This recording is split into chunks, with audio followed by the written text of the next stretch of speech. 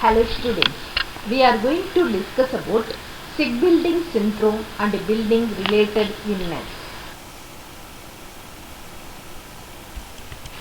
Sick building syndrome, it is used to describe situation in which building occupant experience acute health and comfort effect that appear to be linked to time spent in a building, but no specific illness or cause can be identified. 1984 World Health Organization WHO report suggested up to 30% of new and remodeled buildings worldwide may be subject of complaints related to poor IAQ, indoor air quality.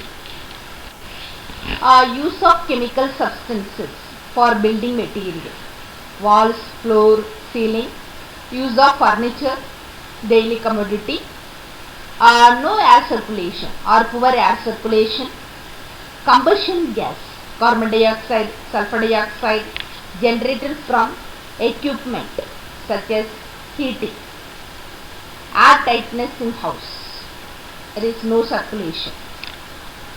So formaldehyde generated from adhesives, chlorpyrifos generated from ant poison.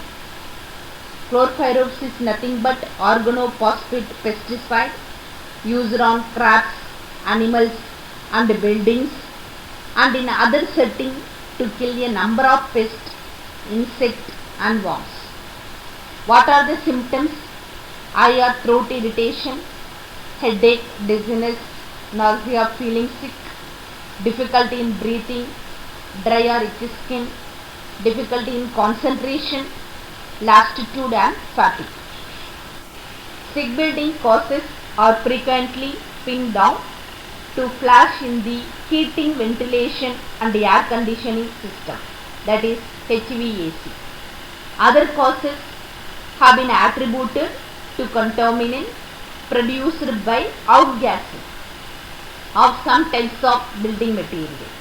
VOC, volatile organic compounds, quickly converting into gas, mold, improper exhaust ventilation of ozone, light industrial chemicals used within or lack of adequate fresh air intake or air filtration. Symptoms of sick building syndrome. What are the main symptoms? Headache, agitation, anxiety, dizziness, sleeplessness,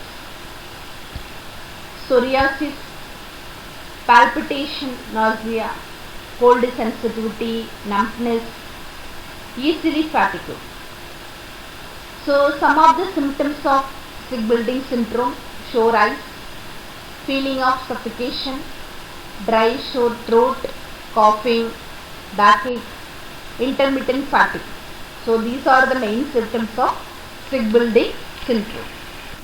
Building related illness, effect from indoor air pollutant may be experienced soon after exposure or possibly years later.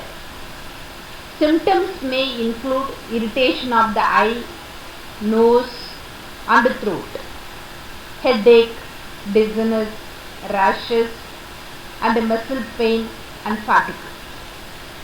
Diseases linked to poor IAQ, indoor air quality, include asthma and hypersensitivity pneumonitis. Specific pollutant, concentration of the exposure, frequency, duration of exposure are all important factors in the type and sphere of health effect resulting from poor internal air quality. Are you clear Anna? Okay. Health effect, age and pre-existing medical conditions such as asthma and allergies may also influence the sphere of the effect. Long-term effect due to indoor air pollutant may include respiratory diseases, heart disease and cancer all of which can be severely debilitating or fatal. Research has linked building dampness with a significant health effect. Numerous species of bacteria and fungi, in particular filamentous fungi, that is mold, can contribute significantly to indoor air pollution. Whenever sufficient moisture is present within workplaces, these microbes can grow and affect the health of worker in several ways. Workers may develop respiratory symptoms, allergies, or asthma. Asthma, cough, wheezing, shortness of breath, sinus congestion, sneezing, nasal congestion, and sinusitis have all been associated with indoor dampness in numerous studies. Asthma is both caused by and worsened by dampness in buildings. Thank you for your attention.